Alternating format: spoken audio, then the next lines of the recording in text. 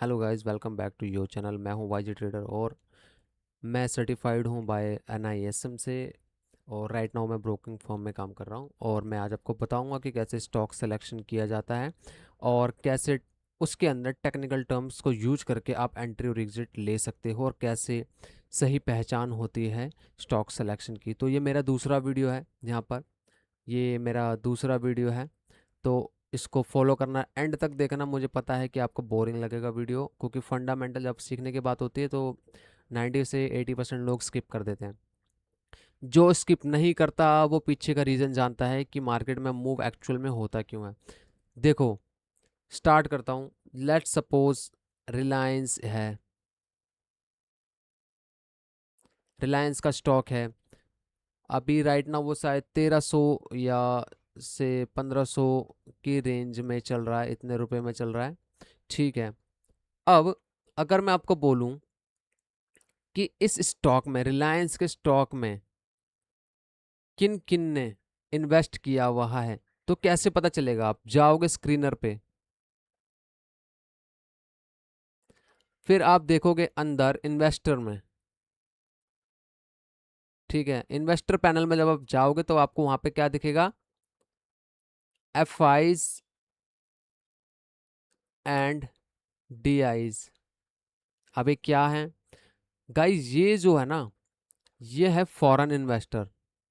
ठीक है, ये होते हैं हमारे फॉरेन इन्वेस्टर और ये हमारे होते हैं घरेलू। इसमें हमारे म्यूचुअल फंड वगैरह जो भी होते हैं, और इंडिया में जितने इन्वेस्टर हैं वो इससे करते हैं, इससे डिनोट होते हैं। ठीक है। एफ आईज मतलब पूरी तरीके से बाहर। इसके अंदर कौन कौन आते हैं? इसके अंदर आप मान सकते हो गवर्नमेंट ऑफ सिंगापुर एंड, ठीक, और यूरो पैसिफिक, यूरो पैसिफिक। ठीक है, ये सब इसके अंदर मिलते हैं।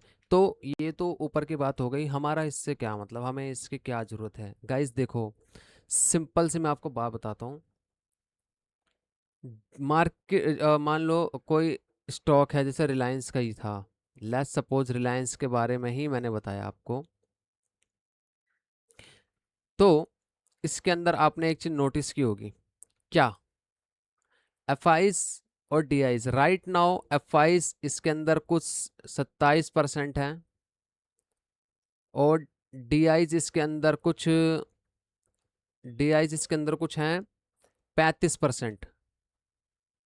तो ये क्यों है?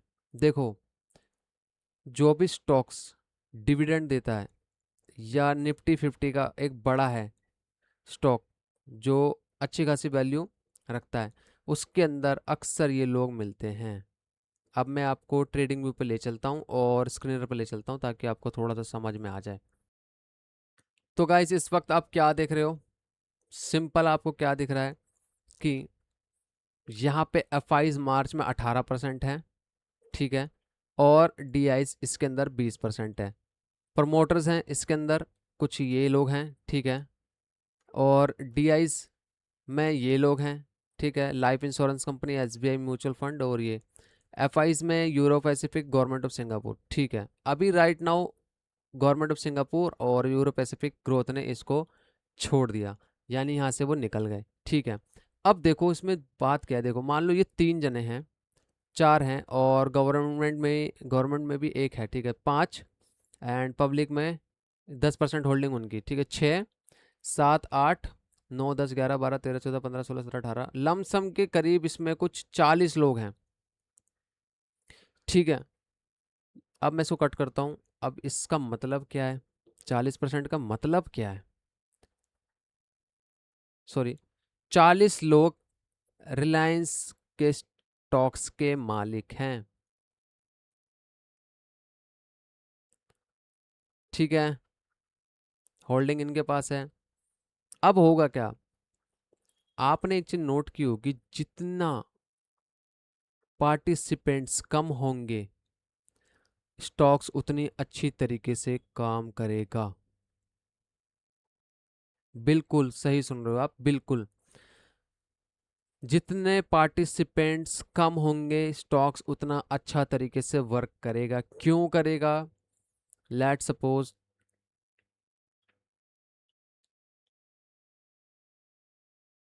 100 जने हैं, ठीक है, और वो कुछ ऐसा करते हैं, 100 जने मिलके कुछ ऐसा करते हैं कि एक बोलता है कि मेरे को 25 रुपए पे कोई चीज़ चाहिए, एक बोलता है मुझे 26 पे चाहिए, एक बोलता है मुझे 27 पे, और इस तरीके से टक टक टक करते करते 99 तक वैल्यू जाती है,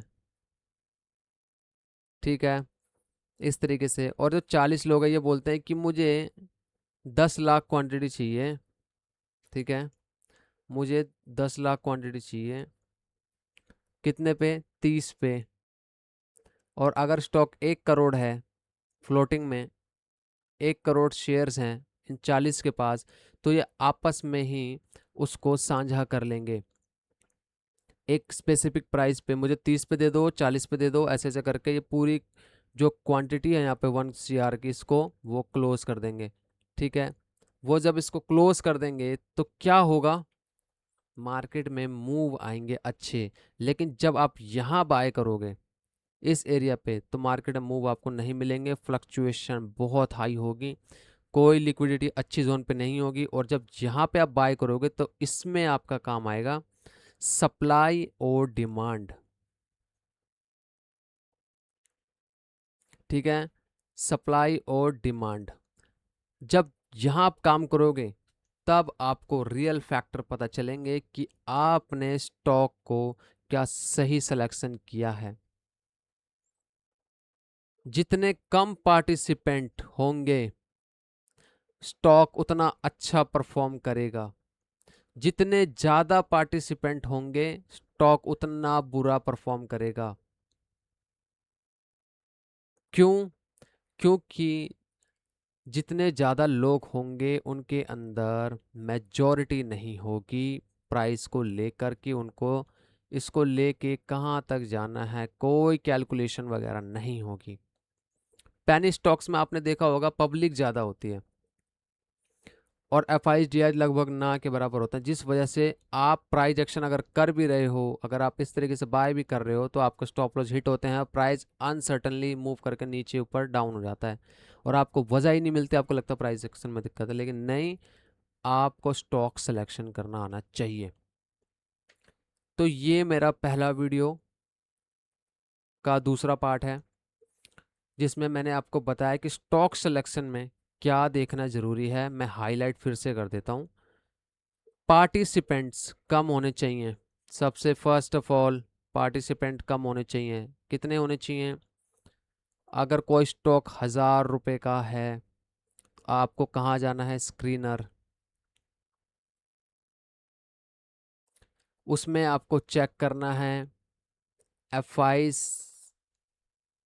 और DI क्या ये 20% से ऊपर हैं, क्या प्रमोटर्स के पास 40% से ऊपर है। पब्लिक कुछ भी हो, पब्लिक को नहीं देखना, इनके पास अगर कम है तो ही ठीक है। लेट सपोज अगर इनके पास ज़्यादा है, इसके पास भी ज़्यादा है, ठीक है, अगर इसके पास जितना कम रहेगा उतना स्टॉक के लिए ज़्यादा बढ़िया है, क्योंकि जब तक पब्लिक के पास शेयर है वो अनसर्टनली किसी भी प्राइस पे बेचने को तैयार हो जाते हैं, जिस वजह से प्राइस प्राइस बहुत फ्लक्चुएट होता है और इनके स्टॉप लॉसेस हंड होते हैं। बस दैट्स इट। तो आज की वीडियो में मैंने इतना आपको बताया कि स्टॉक सिलेक्शन का क्राइटेरिया क्या है। नेक्स्ट वीडियो में आपको बताऊंगा कि आपको आइडेंटिफाई कैसे करना है कि किस स्टॉक में आपको बाय करना है, किस में सेल करना है और किस में आपको अपनी पोजीशन बनानी है। देन मैं आपको टेक्निकल टर्म्स बताऊंगा। तो आई होप गाइस वीडियो अच्छी लगी होगी, सब्सक्राइब कर दो। मिलता हूँ नेक्स्ट वीडियो में।